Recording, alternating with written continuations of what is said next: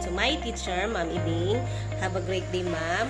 So today, my topic is all about cognitive processes. So before we dig into my topic, let's have read the definition of the cognitive processes.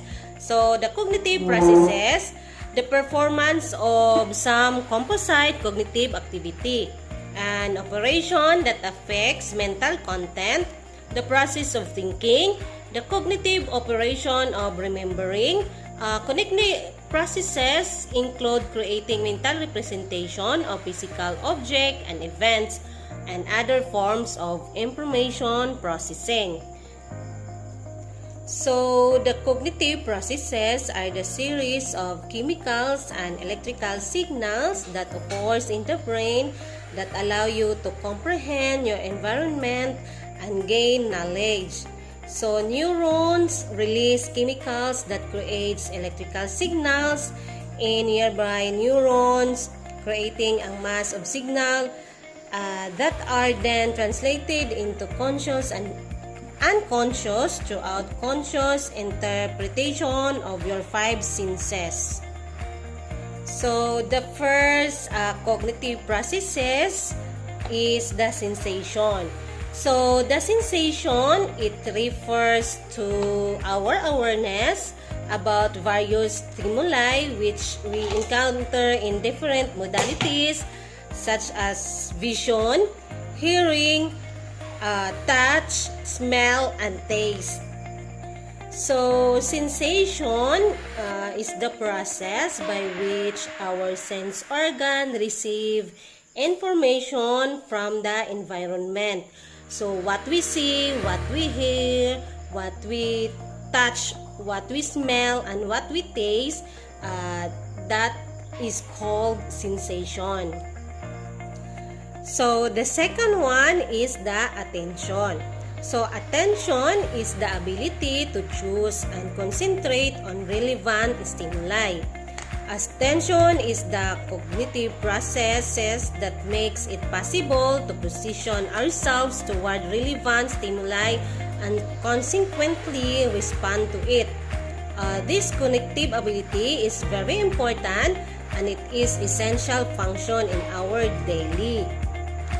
So, attention is the ability to focus our sense on particular object or focus your energy on the information that is important.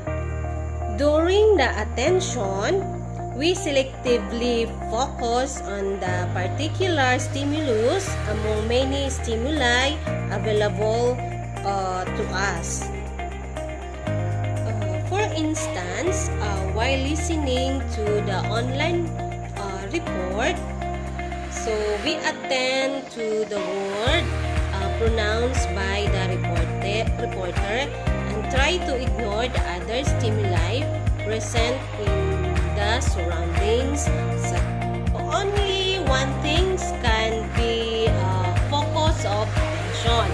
So, example, have you noticed while doing both driving and talking to the phone, you may not paying attention to driving because divided attention can lead to accident. So, the third one is the perception. So, what is the perception? Perception is the case of perception. We process information and make out the meaning of the stimuli available to us. For example, we look at a pen and recognize it as an object used for writing. What one perceives depends on selection, organization, and interpretation of stimuli. An individual selectively attends to certain stimuli and not to other. So, perception also can be defined as the active process of selecting, organizing, and interpreting the information brought to the brain by the sense. So, the next one is learning. So learning, it helps us acquiring new knowledge and skills through experience and practice. The acquired knowledge and skills further brings a relative change in our behavior and facilitate our adjustment and varied settings. For example, we learn a language, riding a bicycle, and applying mathematical skills to solve a various problems. So the next one is the memory.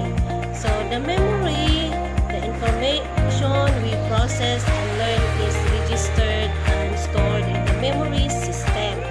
Memory also helps us easily retrieve and stored information when it is required for use. For example, writing the answer in the examination after studying for the paper. So the sensory memory, it's a memory holds all the incoming sensory information detected from our environment for a very short period of time, so like few seconds.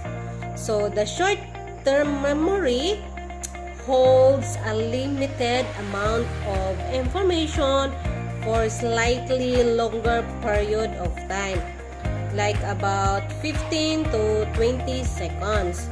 So the long-term memory hold a great deal of information for an identified period of time, like example for decades.